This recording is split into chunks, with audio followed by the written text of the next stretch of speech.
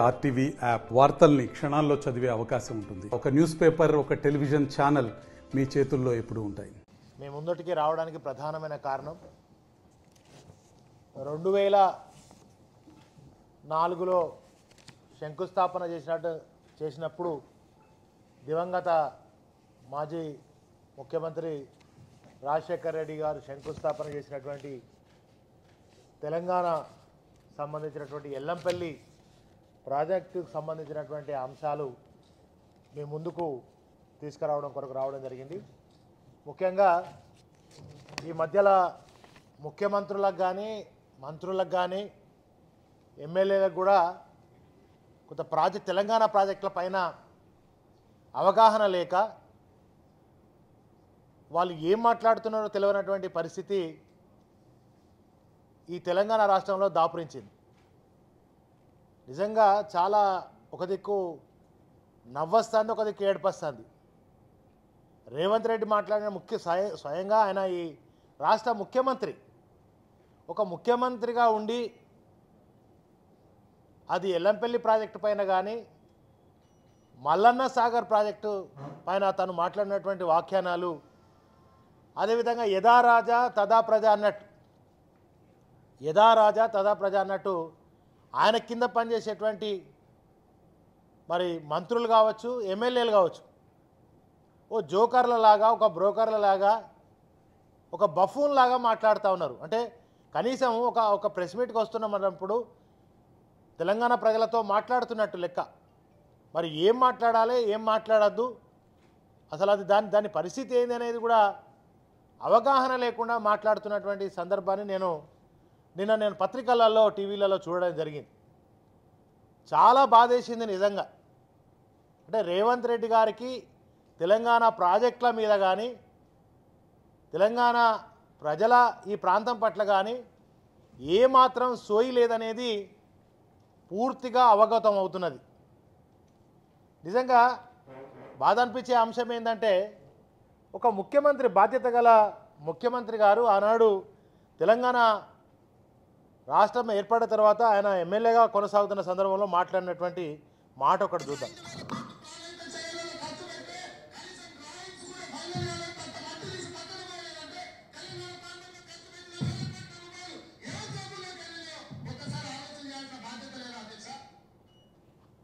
ఇది తెలంగాణ ప్రభుత్వం వచ్చిన తర్వాత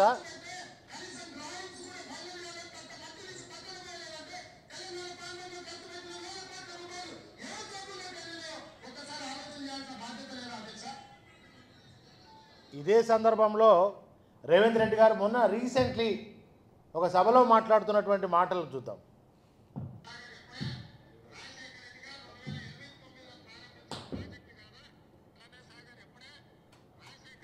మైక్ వస్తలేదు.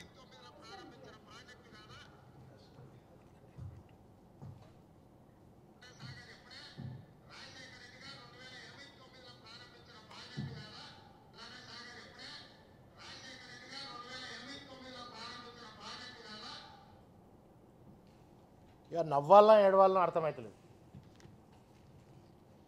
రాజశేఖర్ రెడ్డి గారు మల్లన్న సాగర్ ప్రాజెక్టు 2008-09లో శంకుస్థాపన చేసి ప్రాజెక్టు కట్టిండట. ఇది 2018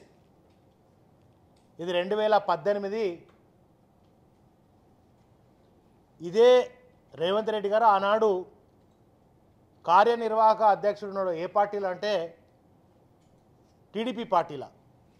ఇది మల్లన్న సాగర్ ప్రాజెక్ట్ 48 గంటల ఒక దీక్ష చేసిండు. ఏం కలపాలి, ఎవరికేమి ఇవ్వాలి, ఆ భూ నిర్వాసితులకి భూమి కింద భూమి ఇవ్వాలి, ఉపాధి కల్పించాలి, ఎస్సీ ఎస్టీలకు ఇంకా ఇది ఇవ్వాలి, అది ఇవ్వాలని. ఇది 2018లో రేవంత్ రెడ్డి గారు స్వయంగా దీక్ష చేసినటువంటిది. ఇది ఎక్కడి నుంచి మనం చూస్తామంటే మల్లన్న సాగర్ ప్రాజెక్టు కాడనే ఆ గ్రామం పేరేందంటే ఏలేటి. ఈ భూమి ఉపాధి కల్పించాలి ప్రభుత్వాన్ని డిమాండ్ చేస్తూ ఎస్సీ ఎస్టీ కుటుంబాలకు ప్రాజెక్టు కింద 2 ఎకరాల సాగు భూమి ఇవ్వాలని ఆయన దీక్ష చేసిండు. ఏలేటిగడ్డ కిష్టాపూర్ అనేటువంటి ఆ ప్రాంతంలో ఇంకా ఈయననే రేవంత్ రెడ్డి గారే స్వయంగా మరి ధర్నా చేసినటువంటి ఆ దాన్ని ఇది సజీవ సాక్ష్యం. ఇది ఈయన చేసిందే. మరి ముఖ్యమంత్రిగా అయిన తర్వాత, ముఖ్యమంత్రిగా గెలిచిన తర్వాత దాదాపు సంవత్సరం అవుతున్నటువంటి ఈ సందర్భంలో 2008-9లో ఇప్పుడే మీరు తను మాట్లాడిన లైవ్ విన్నారు. అది నేను పుట్టించింది కాదు, నేను క్రియేట్ చేసినటువంటి అంశం అసలే కాదు. రీసెంట్లీ తను ఎక్కడో ఓ కార్యక్రమంలో 4 రోజుల కింద మాట్లాడినటువంటి రేవంత్ రెడ్డి గారు స్వయంగా మాట్లాడినటువంటి మాటలు మనం విన్నాం. 2008-9లో దివంగత మాజీ ముఖ్యమంత్రి రాజశేఖర రెడ్డి గారు మల్లన్న సాగర్ ప్రాజెక్టు కట్టినారు.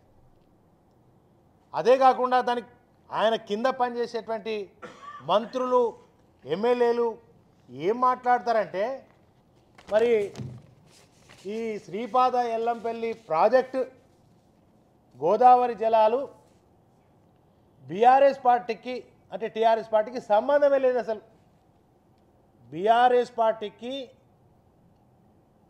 ఎల్లంపల్లి ప్రాజెక్టుకు ఆ ప్రభుత్వానికి, కేసీఆర్ గారి ప్రభుత్వానికి అసలు సంబంధమే లేదు అని కొంతమంది ఎమ్మెల్యేలు వీళ్ళు మాట్లాడుతుంటే నేను నిన్న పేపర్లలో చూసిన. అసలు ఈ యొక్క ఎల్లంపల్లి ప్రాజెక్టు ఎప్పుడు ప్రారంభమైంది, శంకుస్థాపన ఎవరు చేసిండ్రు, ఎప్పుడు చేసిండ్రు? 2004లో దానికి భూమి పూజ జరిగింది. మరి 2014 దాకా కట్టని అసమర్థ ప్రభుత్వం ఏది? 2014 దాకా మీరే ఈ రాష్ట్రాన్ని, అప్పుడు సమైక్య రాష్ట్రాన్ని పాలించింది ఈ కాంగ్రెస్ ప్రభుత్వమే కదా. 10 ఏళ్ల పాటు ఎల్లంపల్లి ప్రాజెక్టును పండబెట్టిన గనులు ఎవరు? అప్పుడు ఏ పార్టీ ప్రభుత్వాన్ని శాసిస్తుంది?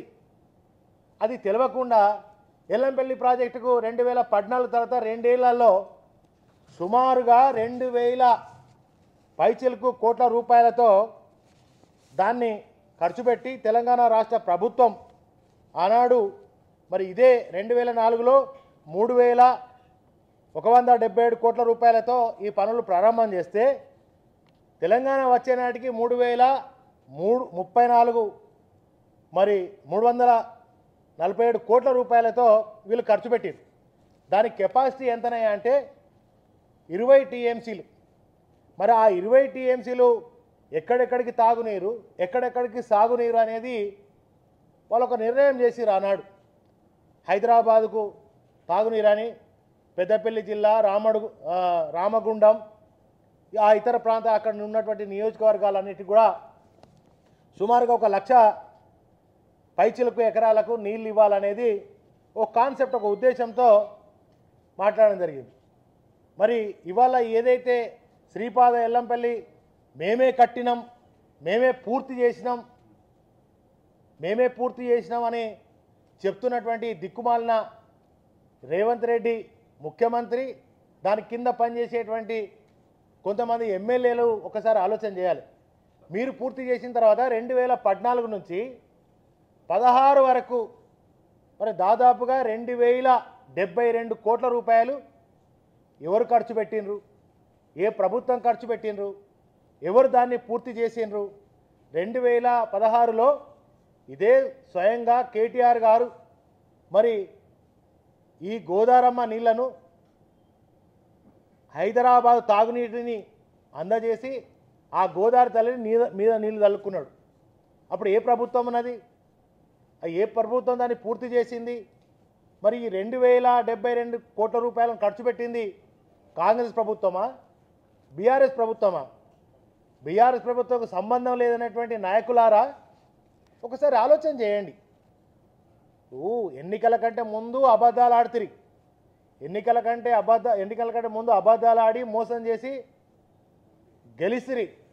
గెలిచిన తర్వాత కూడా మళ్ళీ నిరంతరంగా అబద్ధాలు ఆడి ఈ 2 ఏళ్లుగా ఏం చేయకపోగా మరి బీఆర్ఎస్ ప్రభుత్వం పూర్తి చేసి, బీఆర్ఎస్ ప్రభుత్వం కేసీఆర్ గారి నాయకత్వంలో సాగునీళ్ళు ఇచ్చి, తాగునీళ్ళు ఇచ్చి మరి తెలంగాణ రైతాంగాన్ని, హైదరాబాద్ ప్రజానికాన్ని వాళ్ళకు నీళ్ళు ఇస్తే అది మల్లన్న సాగర్కు 100 మీటర్ల కింద ఉన్నటువంటి ఆ నీటిని ఎట్లా ఆకాశం మీదకి తరలిస్తారా? ఆ నీళ్ళని ఎట్లా తీసుకుపోతారు?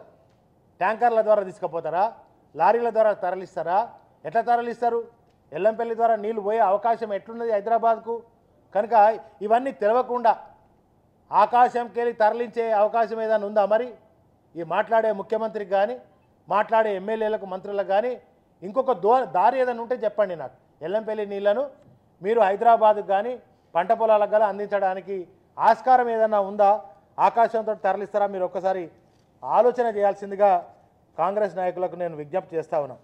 తెలంగాణ భవిష్యత్తు అవసరాల కోసం, మరి వాళ్ళ దాహార్తి తీర్చడం కోసం, సాగునీటిని ఇవ్వడం కోసము మనం నిర్మించినటువంటి కాళేశ్వరం ప్రాజెక్ట్ ఏదైతే ఉందో దాని ద్వారా మరి ఇది సాధ్యమవుతుందని చెప్పి కేసీఆర్ గారు ఆనాడు ఆలోచన చేసి భావి తరాలకు 100 ఏళ్ళైనా 500 ఏళ్ళైనా తెలంగాణ కరువు రావద్దు, కటకాలు రావద్దు, మళ్ళీ తాగునీరు కానీ సాగునీరు కానీ ఇబ్బంది కావద్దని మరి అపార భగీరథనే ప్రయత్నం చేసి మరి కాళేశ్వరం ప్రాజెక్టు కట్టుకుంటే ఆ కాళేశ్వరం ప్రాజెక్టు కూలిపోయింది అంటారు. అసెంబ్లీ సాక్షిగా రేవంత్ రెడ్డి గారు కాళేశ్వరం ప్రాజెక్టు కూలిపోయిన దానికి, పర్రెబెట్టిన దానికి, కుంగిన దానికి అర్థం తెలవనటువంటి మరి కామన్ సెన్స్ లేని ముఖ్యమంత్రి ఇవాళ తెలంగాణలో పరిపాలన చేస్తాడు. కామన్ సెన్స్ లేదు. కూలిపోవడం అంటే ఇప్పుడు మనం ఇక్కడ ప్రెస్ మీట్ జరుగుతూ ఉంది, ఇక్కడ మనం కూర్చోవడానికే ఆస్కారం ఉండదు. ఇది కూలిపోతే నీలమట్టమైంది అంటారు. మరి ఆ యొక్క ప్రాజెక్టు నీలమట్టమైందా? ఒక మేడిగడ్డ దగ్గర 2 పిల్లర్లు కుంగితే పర్రె బాస్తే కూలిపోయింది అని అబద్ధాలు చెప్పి ఆయన పేరేంది, ఆయన కాదు అది చెప్తారు కానీ ఆయన మాట్లాడతారు కదా,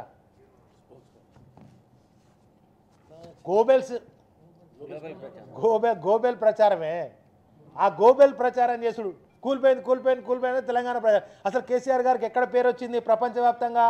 కాళేశ్వరం ప్రాజెక్ట్ కట్టిండు, బాహుబలి మోటార్లు తెచ్చిండు, అవి దాని ద్వారా ఇంత ఎడారి లాంటి తెలంగాణను సస్యశ్యామలం చేయడానికి ఈ ప్రాజెక్టు దోహదపడుతుంది, ప్రపంచవ్యాప్తంగా పేరు వచ్చింది.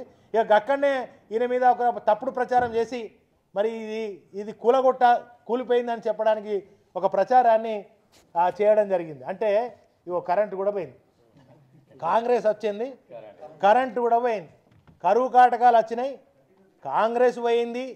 ఇక కాంగ్రెస్ ఇక పరిస్థితి కూడా అదే పరిస్థితి, దాపురించే పరిస్థితి వస్తుంది. కరెంటు చూసారు కదా, ఇవన్నీ మనం సెల్ ఫోన్లో పెట్టుకొని చూడాల్సిన దౌర్భాగ్య పరిస్థితి వచ్చింది. అప్పుడు రెప్పపాటు కరెంటు పోలే. కేసీఆర్ గారు ఉన్నంత కాలం, కేసీఆర్ గారు 10 ఏళ్ల పాటు పాలన చేస్తే రెప్పపాటు కరెంటు పోలే. ఇక కాంగ్రెస్ వచ్చింది, కరెంటు పోయినాయి, నీళ్లు పోయినాయి, మరి పంటల పరిస్థితి దౌర్భాగ్య పరిస్థితి వచ్చేసింది. ఇవాళ ఎరువులు దొరకక, రైతాంగం ఎరువులు దొరకక ఎటువంటి పరిస్థితి అంటే మేము కాంగ్రెస్ కోటేసిగా చెప్పుతోటి కొట్టుకోవాలి, మా ఊళ్ళలోకి వస్తే చెప్పుతోటి కూడా కొడతామని చెప్పును చూపించేటువంటి పరిస్థితి ఇవాళ కాంగ్రెస్ వచ్చినాక తయారైపోయింది. అదే కేసీఆర్ గారు ఉన్నప్పుడు ఈ యూరియాను మరి బఫర్ స్టాక్ పెట్టి ఎప్పుడో మార్చి ఏప్రిల్లో తీసుకొచ్చి స్టాక్ పెట్టి ఎప్పుడైతే రైతులకు అవసరం ఉంటుందో అప్పుడు సంపూర్ణంగా రైతులకు అందజేసినటువంటి పరిస్థితి. ఇవాళ ఇదే యూరియా పరిస్థితి ఎట్లాంటి పరిస్థితి అయిపోయిందంటే రైతులు 3 నెలలుగా అరిగోస పడతా ఉన్నారు. మరి రైతులు అల్లాడుతున్నటువంటి పరిస్థితి వచ్చేసింది. రైతులు పసిపిల్లల్ని తీసుకుపోయి మహిళలు, మా చెల్లెలు జ్వరాలు వచ్చినా బాధలు వచ్చినా మరి అదే లైన్లు కట్టి, చెప్పుల లైన్లు పెట్టి, ఆధార్ కార్డు లైన్లో పెట్టి, ఒక ఆధార్ కార్డుకు ఒకటే బస్తా ఇస్తే 10 ఎకరాల రైతుకు ఎక్కడ సరిపోతుంది? దీనిలో ఒక పెద్ద కుట్ర నడుస్తుంది అనేది నేను ఈ మధ్యలో వింటా ఉన్నా. ఏం కుట్ర నడుస్తుందంటే గతంలో కేసీఆర్ గారు ప్రభుత్వం ఉన్నప్పుడు దీని మీద సబ్సిడీ ఇచ్చి ఎరువును యూరియాను తీసుకొచ్చేటవాడు. ఇవాళ సబ్సిడీ ఎత్తివేయాలనే ఒక కుట్ర చేసి ఈ యూరియాను కేంద్ర రాష్ట్ర ప్రభుత్వాలు ఇవాళ దాన్ని రాకుండా అంటే రైతులకు అందజేయకుండా అనే ఒక నానో అనే యూరియాను ఇవ్వాలని రకరకాల చేసి మరి సబ్సిడీ ఎత్తివేయాలంటే ఏదో ఒక కుట్ర చేయాలి, ఇంకొక దానికి అలవాటు చేయాలంటే మరి ఈ యూరియా ఇవ్వద్దనే కేంద్ర రాష్ట్ర ప్రభుత్వాలు నిన్న పొన్నం ప్రభాకర్ గారు ఏదో మాట్లాడుతూ బాధపడ్డట్టు యాక్షన్ చేసినట్టు నేను పేపర్లో కూడా చూసిన. ఇది ముందస్తు ఉండాలి మంత్రి గారు, మీరు ముందుగా ఆలోచన చేసి ఎప్పుడు ఏ ప్రజలకు ఏమవసరం అనేది చేస్తే బాగుంటుంది అనేది నా ఆలోచన. అదేవిధంగా సీతారామ ప్రాజెక్టు మీద కానీ మనం కట్టినటువంటి కేసీఆర్ గారి నాయకత్వంలో కట్టిన ప్రాజెక్టుల అన్నిటివి కూడా మళ్ళీ ఈ రేవంత్ రెడ్డి గారే శంకుస్థాపన చేసినా నేనే కట్టినా అనేటటువంటి చివరికి మన జిల్లా కలెక్టర్ కార్యాలయాలు కూడా నేనే భూమి పూజ చేసిన అనేటట్టున్నాడు. మన అంబేద్కర్ 125 అడుగుల అంబేద్కర్ విగ్రహాన్ని కూడా రేపు పొద్దుగాల నేనే దానికి భూమి పూజ చేసి నిర్మాణం చేసిన అంటాడు. ఇవాళ కూర్చుంటున్నటువంటి సెక్రటరేట్ కూడా నేనే కట్టినా అనేటట్టున్నాడు ఇక భవిష్యత్తులో. ఎందుకంటే తెలంగాణ తల్లిని మార్చేసిండు కనుక ఇక ఇట్లాంటివన్నీ కూడా ఇది రేవంత్ రెడ్డికి సాధ్యం కనుక మరి ఇలా మాట్లాడుతున్నటువంటి మేధావులు ఎవరైతే ఉన్నారో అపర మేధావులు మీరు ఒకసారి ఆలోచన చేయండి. ఎవరి హయాంలో సరే మీ హయాంలో మేము కాదంటలేం, మీ హయాంలో శంకుస్థాపన చేసిరు మేము కాదంటలేం, కానీ పూర్తి చేసింది మేమనేటువంటి విషయాన్ని గ్రహించండి మేధావులారా, కాంగ్రెస్ మేధావులారా. ఒకసారి దీన్ని ఆలోచన చేయండి, నిజాలు మాట్లాడండి. ఇప్పటికైనా 2 ఏళ్ళు అయిపోయింది, ఇంకేం చేస్తారు? రేపు ఏదైనా ఎలక్షన్లు వస్తే మిమ్మల్ని కర్రు కాల్చి వాద పెడతారు. మీకు తెలుస్తున్నది ఈ ఎన్నికలు ఎందుకు వాయిదా వేస్తున్నారు.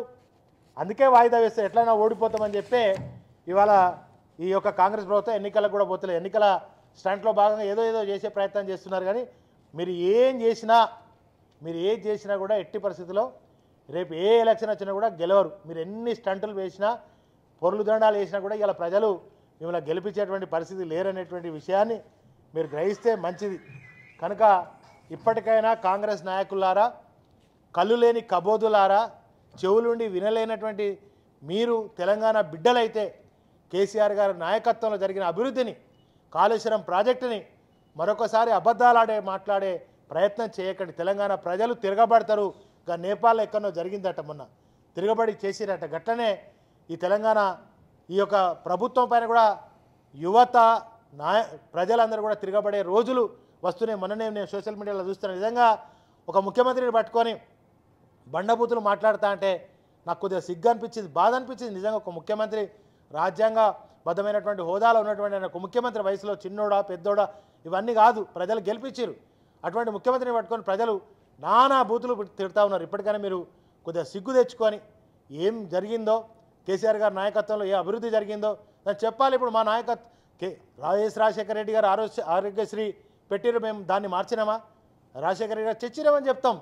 అదేవిధంగా ఆయన ఫీజు రియంబర్స్మెంట్ పథకాన్ని తీసుకొచ్చాడు, అది కూడా మేము తెచ్చినామని చెప్తాం. రాజశేఖర రెడ్డి గారే తెచ్చిరని చెప్తాం. అదే మేము ప్రభుత్వంలో ఉన్నప్పుడు 10 ఏళ్ల పాటు రాజశేఖర రెడ్డి గారు ఏం తెచ్చినా, ఎన్టీ రామారావు గారు ఏం సంస్కరణలు చేసినా వారు చేసిరని చెప్పినాం. కేసీఆర్ గారు కూడా చేసినటువంటి వాటిని చెప్పాలి. మీరు ప్రజలు తిరగబడేదాకా చూసుకోవద్దని చెప్పి తెలియజేస్తూ ఎల్లంపల్లి ప్రాజెక్టు గురించి ఇప్పటికైనా కొద్దిగా నేర్చుకొని చదువుకొని ప్రెస్ మీట్లు పెట్టేటప్పుడు చూసుకొని వస్తే మంచిది. మరి ఈ యొక్క తలకాయ మీద మెడకాయలు ఉన్నటువంటి వాళ్ళకు తెలియదా అని ఒక ఎమ్మెల్యే మాట్లాడండి. మరి ఇప్పుడు ఇవన్నీ నిజాలు చెప్పినా కదా, ఎవరికి తలకాయ మీద మెడకాయ లేని వాళ్ళు రేవంత్ రెడ్డా మాట్లాడిన వాళ్ళ? ఇప్పుడు 2014లో మీరు పూర్తి చేసినరా? ఈ మాట్లాడినటువంటి నాయకులకు ఎవరికి తలకాయ మీద మెడకాయ లేదో కాంగ్రెస్ నాయకులు దీన్ని మాట్లాడేటప్పుడు కొద్దిగా ఒళ్ళు దగ్గర పెట్టుకొని, నోరు దగ్గర పెట్టుకొని మాట్లాడేటప్పుడు ఇప్పుడు హరీష్ రావు గారు మాట్లాడిన దానిలో తప్పున్నదా? 100% వాళ్ళకు నాలెడ్జ్ లేకనే మాట్లాడుతున్నారని చెప్పిండ్రు. అలా తప్పేం లేదు కదా. మరి ఎల్లంపల్లి ప్రాజెక్టు మేమే కట్టినాం, బరాబర్ మేమే కట్టినాం. మీరు శంకుస్థాపన చేసారు, మేము పూర్తి చేసినాం. మేము ప్రజలకు, రైతాంగానికి నీళ్ళు ఇచ్చినాం. మరి అవన్నీ కూడా నిజాలను నిజంగా ఒప్పుకొని రేపు మీరు భవిష్యత్తులోకి యూరియా ఎట్లా ఇవ్వాలి, యూరియా ఇచ్చే దమ్ము లేని వేస్ట్ గవర్నమెంట్, చెత్త గవర్నమెంట్, అసమర్థ ప్రభుత్వాన్ని పట్టుకొని ఇవాళ ఇంకా హరీష్ రావు గారు మాట్లాడితే ఏదో మాట్లాడతారు, కేటీఆర్ గారు మాట్లాడితే ఏదో మాట్లాడతారు. ఫస్ట్ గాంధీ భవన్ నుంచి మాట్లాడడం బంద్ చేసి, ప్రెస్ మీట్లు పెట్టడం బంద్ చేసి, మీరు ఇచ్చినటువంటి 420 హామీలుగా ప్రజలకు ఏమి ఇస్తారో చేయండి భయ్. రైతులకు ఏం చెప్పారు? ఫస్ట్ యూరియా ఇవ్వండి భయ్. ఇంకా 3 నెలల నుంచి కొట్లాడుతూ ఉన్నారు. యూరియా ఎట్లా ఇవ్వాలి, రైతులకు రైతు భరోసా ఎగ్గొట్టింది ఎట్లా ఇవ్వాలి, రుణమాఫీ ఎగ్గొట్టింది ఎట్లా ఇవ్వాలి, గిది ఆలోచించండి అయ్యా. ప్రజల్లోకి రాండి అయ్యా. మీరు కాంగ్రెస్ ఎమ్మెల్యేలారా, మంత్రులారా, ఉత్తమ్ కుమార్ రెడ్డి కూడా వచ్చి గిట్ల ఇచ్చేస్తున్నాం నీళ్ళు అన్నారు. ఏవే నీళ్ళు? ఎల్లంపల్లి నీళ్ళు ఎవరికి ఇచ్చిందా? నారాయణపూర్కి వచ్చి ఇమీడియట్లీ నిర్వాసితులకు బాధితుల 15 ఆగస్టు లోపు నిర్వాసితులకు అందరికి ఇచ్చేస్తామని మేము ఇచ్చినాం నిర్వాసితులకు. కనుక మీరు ప్రజలకు ఉపయోగపడే, ప్రజలకు అవసరమే మీరు ఇచ్చినటువంటి హామీలు ఇవన్నీ నెరవేర్చే ప్రయత్నం చేయండి తప్ప మీరు ఈ అబద్ధాలు ఇంకా మానుకోండి. అబద్ధాలు ఆడడం మానేయండి, ప్రజలకు ఏదైనా చేయండి అని చెప్పి నేను విజ్ఞప్తి చేస్తాను.